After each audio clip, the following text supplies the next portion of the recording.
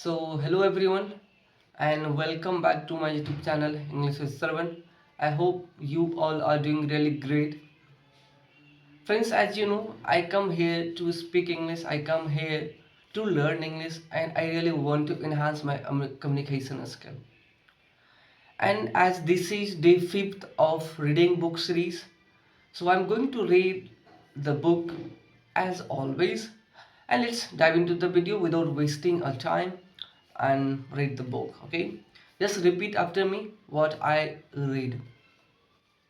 A few days after his mock interview, when Manoj returned from the coaching center, he saw Varun living with a suitcase. Where are you going? Varun bhai, he asked. This unfaithful city does not suit me. I'm leaving for home. So what if I could not become an IS officer? I'm not dead yet.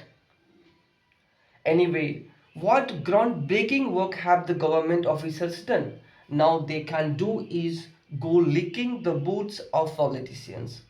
So I'll join politics and now and become a minister. Don't lose hope. If you can't clear the interview, join my party. I'll make you an MLA, he said. Varun looked unkempt. His eyes were red. He had neither shaved nor slept properly for many days. Like a madman, he rambled on and on. He seemed restless and fidgety, forgetting his suitcase on the floor. He moved on towards the stairs, but on realizing his mistake, he returned to pick it up. While climbing down, he stumbled and fell on the last few steps. The suitcase burst open. His ex-girlfriend Vandana's photo and some of his clothes fell out. Manoj rushed to his help and stuffed everything back into the suitcase. Varun turned and said, his gaze fixed on his room. 5 long years I have stayed here. Never ever will I come back to this place. He hugged Manoj and started weeping. Manoj too could not hold back his tears. Shortly afterwards, Varun took a rickshaw and went away. Manoj stood watching him until he was out of sight. After getting through the PSC exam with flying colors, Shraddha was keen to get back to Delhi before Manoj's interview. But because of the anonymous call, she hesitated to broach this subject with her father. One day, she saw him watering the plants in the garden. Papa, the roses are in fully bloom. Last year, they had wilted without water. She gathered the courage to start a conversation. We have planted roses this year. Last year we did not have them in our garden. Perhaps you want to say something else. Her father understood her dilemma. Sardha still could not bring herself to talk about Manoj. But without seeking her father's permissions, she could not go back to Delhi. Her father had never raised the issue of the anonymous phone call before her. She had got to know about it from her mother. Finally, she made up her mind to broach the subject. Papa, Manoj is in Delhi. She fumbled for words and could not make eye contact with him. She stood there, a lump rising in her throat, looking at her face, flushed with embarrassment. He could read her mind and asked, did he also become a deputy collector like you? Answering his questions was no easy task. He has cleared the UPC mains. The interview is at to take place. She said. Which attempt was this? He inquired. Last replied Sardha, her head bent. Her head went following moment of silence. She said, Papa, Manoj has to appear for the interview in a few days. Can I go to Delhi? Let him get through it first. Her father's approach was pragmatic. Papa, if he does not get selected, it will become all the more important to be with him. She said, summoning up her courage. Her father was lost for words.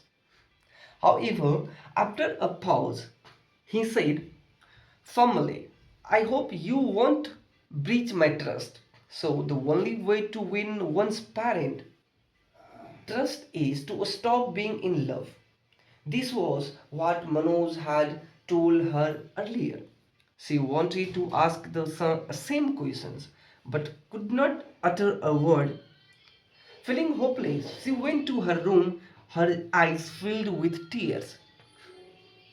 Soon thereafter, a felicitation ceremony was organized in her older school, Saraswati Sisu Mandir, to celebrate her success. Her parents were also invited to sit on the days with her. The principal presented her with a medal and requested her to say a few words to encourage the children.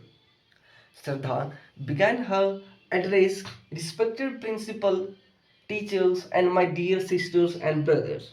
A similar felicitation ceremony was held here some 7 years ago to honor the alumni for this institution who had got admitted into the MBBS course. Having failed to clear the medical entrance, I was sitting at the back disheartened. My father always trusted my ability to achieve something big in life, but I had disappointed him. She took a deep breath and continued, that day, I promised myself that I'll never let him down, no matter what. Dear students, it does not matter what goal we set for ourselves. What truly matters is whether or not we put our heart and soul into achieving it. We should promise ourselves, our parents and friends that we won't stop till the goal is reached. She stopped and thought for a moment. All the parents in the auditorium were listening to her with rapt attention. Turning her eyes to them, she added, but parents also must tell their children, if you don't succeed despite giving your best, you can always lean on us for support. It's alright to fail. Work hard with renewed zeal. Victory will be yours. We will stand by you through thick and thin. Shraddha reached the concluding part of her speech. Children expect love and support of their friends and family even more when they stumble and fail. Not, yeah, fail. It's fall, I think, yeah. When they stumble and fall. Your reassurance and affection will work wonders and they will eventually get success because every cloud has a silver line. Because every cloud has a silver line. Having finished her speech, she sat down to huge applause. Her words are still echoing in her father's mind. Manu's interview was only 2 days away with her eyes shut. Shraddha lay in bed that night, clutching her diary to her chest. Tears dried on her cheeks. A few drops had smudged some pages in her diary. Her father entered her room and picked it up but could not figure out what she had written because it was so smudged. He placed it under her pillow and looked intently at her. The girl who had fulfilled Papa's dream a few days back appeared so dejected today. Who understood Shraddha better than her papa? She was his darling daughter. He had complete faith in her judgment. She never pestered him for anything, nor did she express any specific wish. She always focused on her studies. Memories came flooding back to him. He recalled the day when she had worn her school uniform for the first time. The 3-year-old teeny Sarda was so unwilling to go to college, to go to school. She just wanted to play with her rabbit, Chiku, that he had gifted her. However, he never insisted that she would not go to school. Her eyes turned to Chiku time and again her face fell. Papa had picked her up and climbed up the steps of Maldon. He felt the drops of her warm tears on his cheek, but when he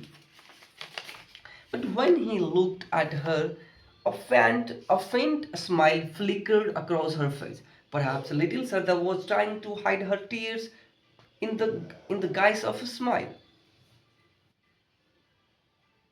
The guise of a smile. Today, when she opened her eyes and found Papa looking at her, she did not the same. She managed a weak smile. He sat down and gently stroked her forehead. An ocean of tears welled up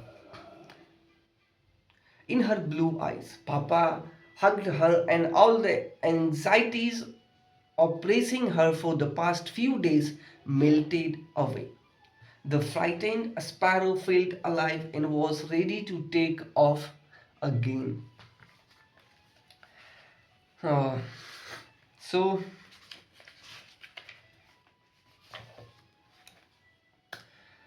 that's how I completed reading. And if you are one of them who is really, eager, who is really willing to effective communication, who is really, wanting to enhance communication skills, so start reading book.